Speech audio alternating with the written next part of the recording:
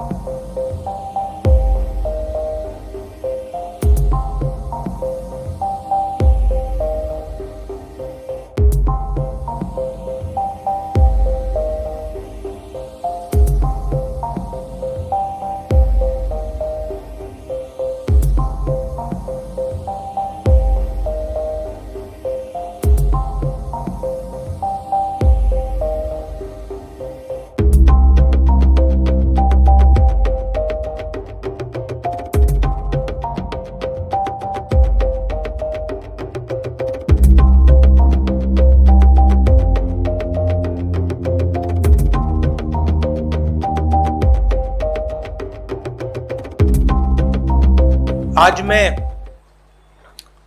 Price rise की, petrol, diesel और gas की कीमत के बारे में आपसे, देश की जनता से बात करना चाहता हूं। डीजल, पेट्रोल ये तकरीबन इकोनॉमी के हर भाग में कहीं ना कहीं इनपुट होता है इसका। तो जब डीजल और पेट्रोल के दाम बढ़ते हैं, एक तो डायरेक्ट चोट लगती है और एक इनडायरेक्ट चोट लगती है। डायरेक्ट चोट लगती है जो गाड़ी में, स्कूटर में, ट्रक में डीजल पेट्रोल डालता है, उसको डायरेक्ट जेब में चोट लगती है। और इनडायरेक्ट जो लगती है, जब डीजल का, पेट्रोल का दाम बढ़ता है तो ट्रांसपोर्ट कॉस्ट बढ़ती हैं। ट्रांसपोर्ट कॉस्ट बढ़ती हैं तो सब चीज के दाम बढ़ते हैं। और पिछले 7 साल से हमने एक नया आर्थिक पैराडाइम देखा है। एक तरफ डीमोनेटाइजेशन, दूसरी तरफ मोनेटाइजेशन। ये एक तरफ डीमोनेटाइजेशन, दूसरी तरफ मोनेटाइजेशन। और फाइनेंस मिनिस्टर ने कहा, मोदी जी ने पहले कहा था मैं डीमोनेटाइजेशन कर रहा हूं, और फाइनेंस मिनिस्टर कहती रहती है मैं मोनेटाइजेशन कर रहा हूं। तो जनता ये पूछ रही है कि मोनेटाइजेशन किसका, डीमोनेटाइजेशन किसका? क्योंकि मोनेटाइजेशन हो रहा है तो किसी का तो हो रहा होगा, और डीमोनेटाइजेशन हो रहा है तो किसी का हो रहा होगा। तो मैंने ये आपके लिए, मोदी जी के लिए बहुत अच्छी तरह लिखा है। देखिए, डीमोनेटाइजेशन किसका हो रहा है? किसानों का हो रहा है, मजदूरों का हो रहा है, जो छोटे दुकानदार हैं, मिडिल साइज बिजनेस वाले हैं, स्मॉल बिजनेस वाले हैं, उनका हो रहा है, एमएसएमईज का हो रहा है, सैलरीड क्लास, सरकार के जो एम्प्लॉइज हैं उनका हो रहा है, और जो ईमानदार इंडस्ट्रियलिस्ट हैं उनका हो रहा है। अब मोनेटाइजेशन किसका हो रहा है? 4-5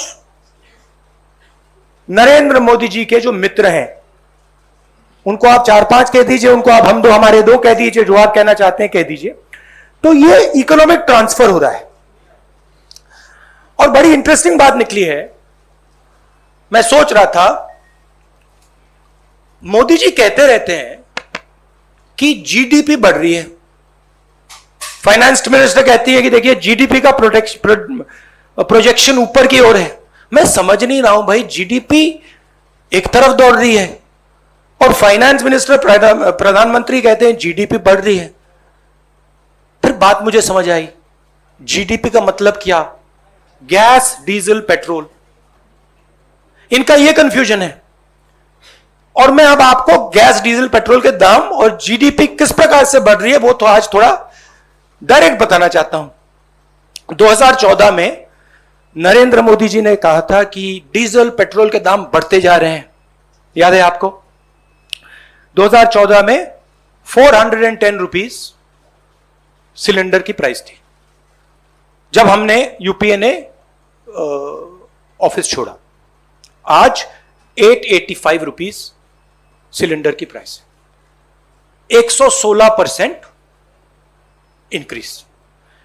पेट्रोल की प्राइस 71.5 रुपीस 2014 में, आज 101 रुपया, 42% प्राइस इंक्रीज।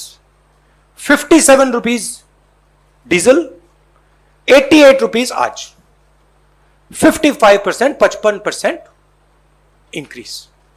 अब मजेदार बात यह है कि कोई ये आर्ग्यूमेंट कर सकता है कि देखिए ये तो इंटरनेशनल रेट बढ़ा है,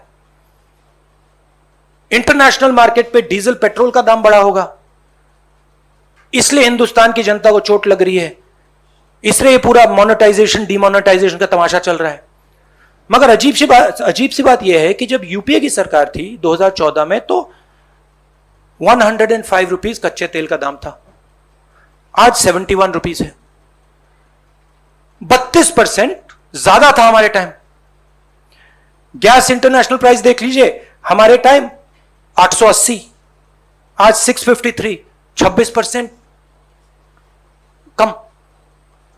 तो इंटरनेशनल मार्केट पे gas price, diesel price, petrol price, oil price गिर रहे हैं और हिंदुस्तान में बढ़ते जा रहे हैं।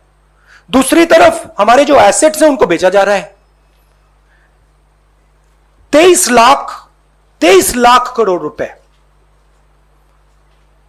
23 लाख करोड़ रुपए सरकार ने जीडीपी से कमाया है।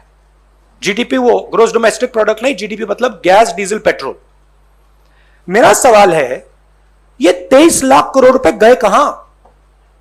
और जनता को यह पूछना चाहिए कि आपके जेब में से जो पैसा निकाला जा रहा है, छीना जा रहा है, ये कहां जा रहा है? जो हिंदुस्तान के एसेट्स हैं, हमारी कंपनीज हैं, उनको बेचा जा रहा है, डिमोनेटाइजेशन किया जा रहा है, नोटबंदी की जा रही है, जीएसटी आपसे पैसा छीना जा रहा है, किसानों के 3 कानून बने हैं, वहां से आपका पैसा छीना जा रहा है। तो ये जा कहां रहा है? आपके पास तो नहीं आ रहा, आपके जेब में तो नहीं जा रहा। तो हिंदुस्तान के युवाओं को, जनता को यह सवाल पूछना पड़ेगा कि ये जा कहां रहा है, किसको मिल रहा है ये सब पैसा?